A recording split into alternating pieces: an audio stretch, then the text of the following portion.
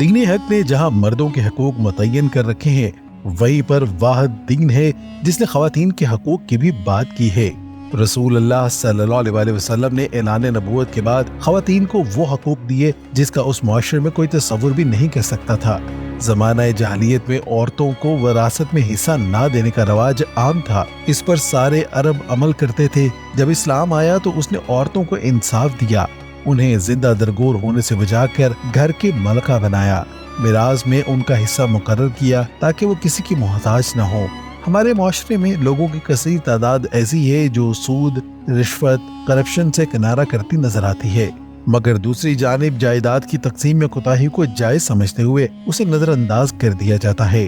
ہمارے ہاں یہ رواج عام ہے کہ بہنوں کو ڈرا دھمکا کر یا بلیک میل کر کے وراثت کا حق معاف کروا لیا جاتا ہے۔ یونانی قانون میں وراثت کا حق صرف لڑکوں کو دیا گیا تھا۔ اس کی دلیل یہ تھی کہ خاندانی مسائل و حالات کی نگرانی لڑکا ہی کرتا ہے، گھریلو حقوق و فرائض وہی ادا کرتا ہے، اس لیے وراثت اسی کو ملے گی۔ لڑکیوں کے اندر یہ صلاحیت نہیں اور ان کی یہ ذمہ داری نہیں، اس لیے لڑکیوں کو وراثت کا حق نہیں ملے گا۔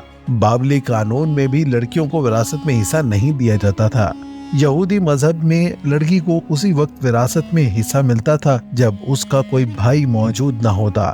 اسی طرح یہ بھی شرط تھی کہ لڑکی کو اسی وقت وراثت ملے گی جب وہ اپنے قبیلے اور خاندان میں بیاہی جائے گی۔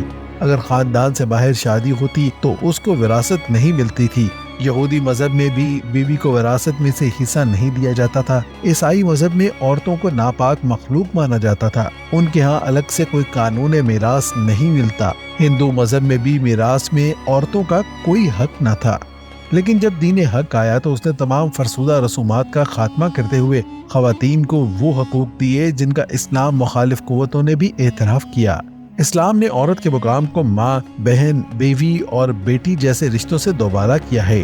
دین حق ہمیں اس بات کا حکم دیتا ہے کہ ہم اسلام کے ابدی اصولوں کو اپنا کر خواتین کو ان کے حقوق دیں، اور جو شخص خواتین کو ان کے وراثتی حقوق سے محروم کرتا ہے، دین اسلام اس کے لیے سزاؤں کا بھی حکم دیتا ہے۔